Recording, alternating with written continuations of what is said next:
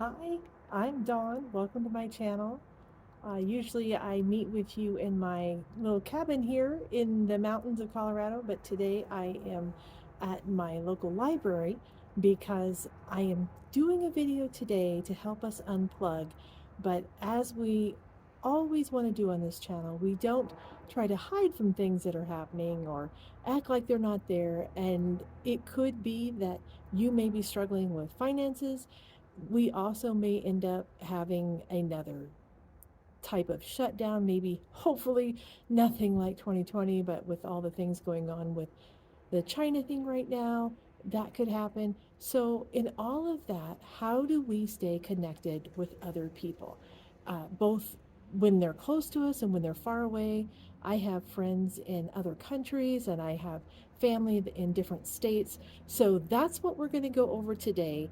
And one of the ways is meeting at a library. And you can do that, and it's so much fun. There are book clubs, and I just went inside. They're actually having a make and bake hot chocolate mug, and you get a free mug. There's all kinds of things to do at the library. And that would be something you could do with friends versus going to, say, a coffee shop. It's free at the library. They even have transportation a lot of times. So many things you can check out.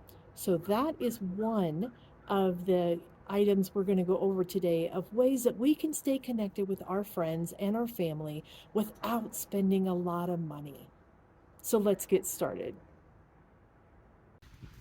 Okay, so we have now moved from the library to a park because that is number two on our list of 10. You can meet your friend at a park. It's totally free. There's parks all over the place. If you happen to live across town, you could meet partway in the middle and find a park that you can go together. At the same time, you could even do something like a daily walk together or maybe a weekly meetup. And if you have families, you can do that too. So that's number two that you could do for no money at all. And then to save money and still be able to get together and have a good time, you can do a lot of things at your home. One thing that is going up, as we all know, is the price of groceries. Oh my goodness. And that could be one thing that you do together as a family with friends, or even just you and your friends, or however that works for you. If you have adult children or whatever that live in the same town, you could get together once a week or something, and you're going to make a dinner.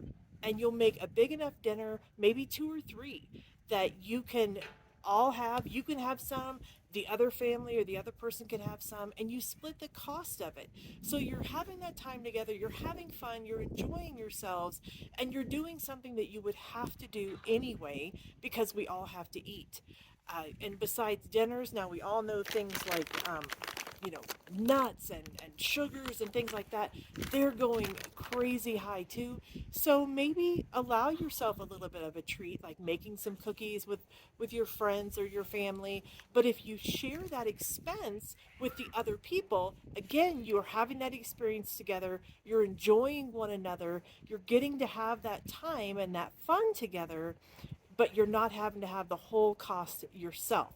So that would be another one that you could do that could be really, really fun. Another thing you could do together would be some type of gardening project. Now, I have books. You know my channel at all, then you know that I love old school. I love hard copy books. You can get these books from thrift books or Abe books or something like that. Get used books, and they don't cost very much. Or, like we were talking about earlier today, you could go to the library. And then they have, actually, when I was in there earlier, they had a garden book set up right in the front. All kinds of fun small garden projects you can do together. Container gardens. I have a video on herb gardens. So you and your friend, or you and your mom, or your daughter, or whoever you might have that you want to spend time with, you could make herb gardens together. And then again, you're splitting the cost of getting the seeds or whatever it is that you're going to get, and you still get the herb garden when you're done. So you have that fun time, you have that experience, but it doesn't cost a lot of money. So that's another one that you could do together. Then I am doing a video, like I mentioned before, on the Amish on Wednesday and some money saving things that they do. But a couple of things that they have learned how to do that really do help you have a good time and you don't have to spend money to do it. Do laundry together.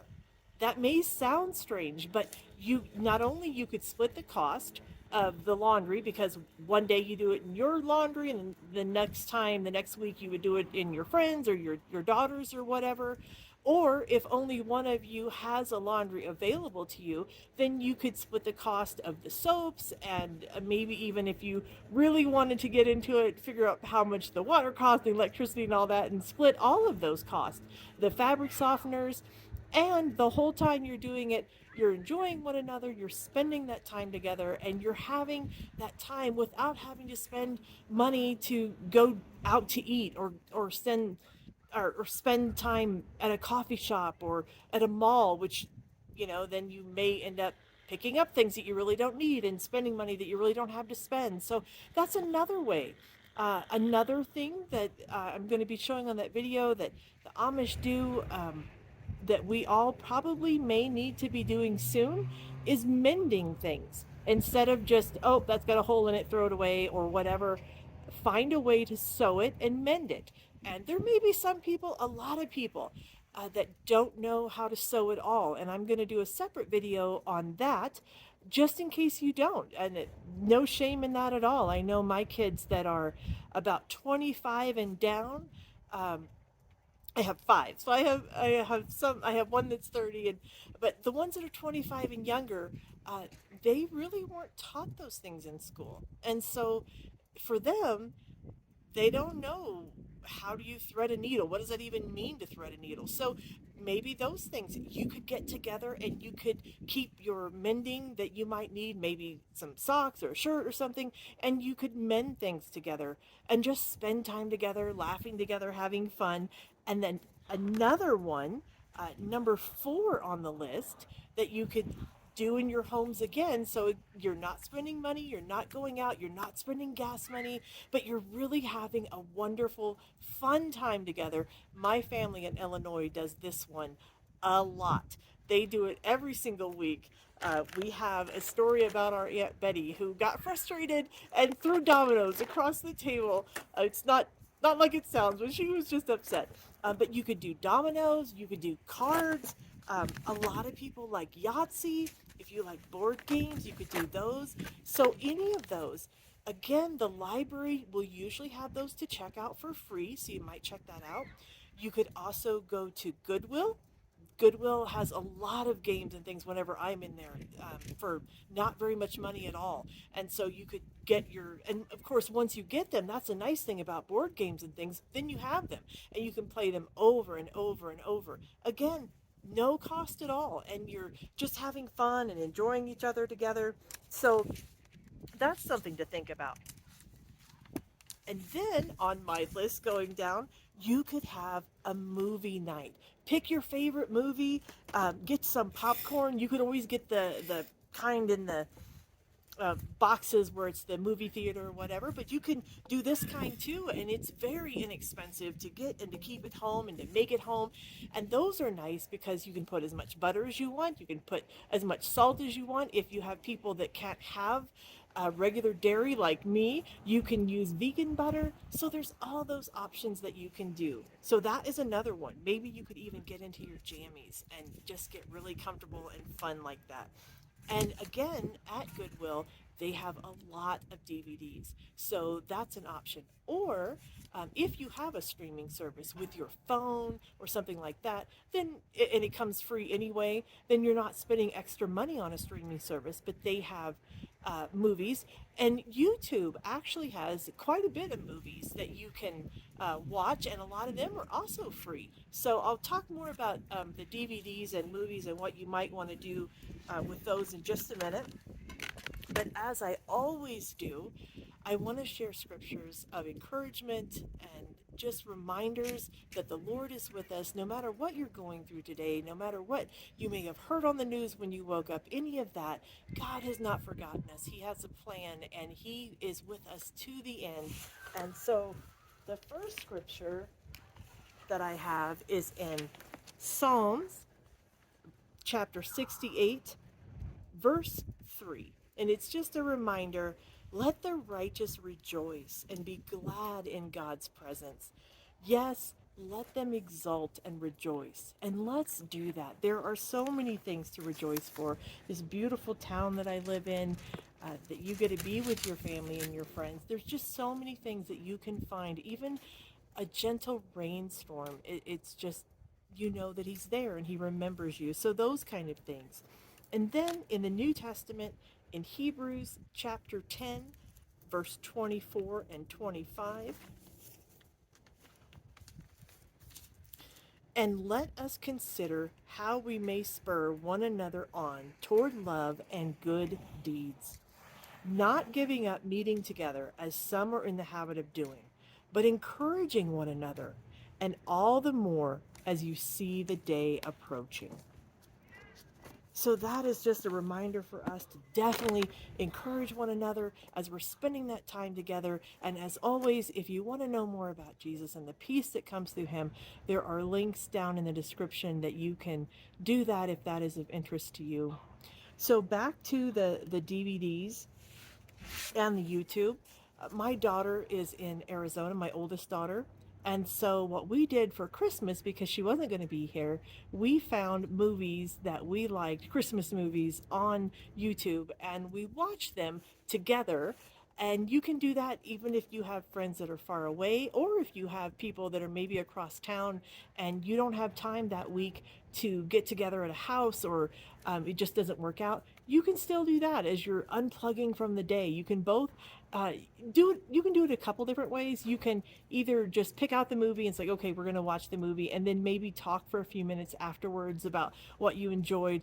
Or you can even have your phone on and maybe have it on speaker, and as you're going through the movie, you guys are talking and discussing things and taking bathroom breaks and all of those things that you would normally do if you were together watching a movie. So even if you're not able to be physically together, that is one way that you can stay in contact and stay together and enjoy each other. So definitely you want to remember that. Now, if you live in an apartment complex, or if you have a pool at your house that you are able to maintain, that's another way. When it's warmer, I definitely wouldn't want to do that right now. I don't know if you can see all the snow around me, but we have quite a bit here, and it's cold today. It actually was snowing right when I was setting up this video. But if you are somewhere where you have a pool that you can do that, or in the summer, of course, you can invite people over, and that's another way that you can have free fun together. You don't have to spend a lot of money, and yet you're enjoying one another's company, spending that time together. So that's another one to think about. And then you can volunteer together. There are so many volunteer opportunities. And once again, you could do this even if you're not technically together physically. You could find things in your area, and then the other person could find things in their area that are the same. Like, for instance, the animal shelters, a lot of them have dog walking programs. You could be walking dogs and you could discuss that. Or it would be great if you could even do that together. You can pick up, like here I am at the park, you can offer to pick up garbage at the park together, all those kind of activities. Now, when we lived in Alaska, I thought it was wonderful. The city of Palmer had a community garden, and it was a fascinating thing. It was huge, and they had, you could tell they had worked a lot on it. They had built it up, and their vegetables grow big up there. I mean, like huge, huge, huge, big lettuce heads and things. And you could go in there and you could get what you needed to have from that garden. And they donated a lot of it to the senior center so they could have fresh vegetables. So if you were really, really ambitious, you could plan a community garden. And you guys, you and your friend, or your family member, could run a community garden together. And you could get the city involved, and that kind of thing. So it wouldn't even be a cost to you. You could invite people to come.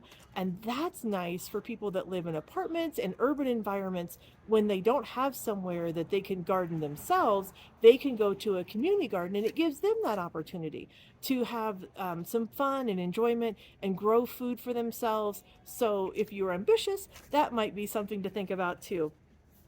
And then the last one that I have is you could read books together. And this is a couple different ways that you could do that. Now, my mother is in Illinois still, along with most of my family. So we have some of the same authors that we really, really like to read. So, like this one is Tessa Afshar. I'm not sure if I said her name right, but we both really love her. We also love Amish fiction. It's almost like the sappy Christmas movies that you know kind of what's going to happen. They're kind of the same story, but there's twists to them, and we both like those. So you can do something where you both go to the library or get a used book or something, or of course do Kindles and things if you do the online, and you read the book at the same time and then either discuss it chapter by chapter, or when you get done with the book you discuss it. And another great option, if you're doing that, even if you happen to be far away from beloved little nephews and nieces or cousins, or even your grandchildren, maybe you live far away from them, you can do children's books. And they could get a copy of the children's book, or of course, you could send them one, and you could have a copy of it. Find one that's at your local library so you don't even have to pay for them. And they can get it at their library, you can get it at yours, or you can always buy copies too and have them. Find out maybe what's online, or again, they could do the Kindle readers, and you could have your Kindle reader, and you could read the book to them and they could follow along and look at the pictures and that kind of thing. So those are tips that you could do. There are all kinds of things. I would love to hear a comment if you think of something, a way that you spend time together and have community together without having to spend a lot of money. Please leave a comment. I'm sure other people would like to see that as well. If you are enjoying these videos, please subscribe and hit the bell so you'll be notified when we have new videos. And if you've enjoyed this video, please consider hitting the like button as well. And we plan to do more of these in the future, just to unplug for a little while and remember that God is good and life can still be enjoyed, and there are good things to find out there, and they don't even have to cost a lot of money, which is a good thing nowadays, we all know. Thanks so much for tuning in. See you next time. Bye bye.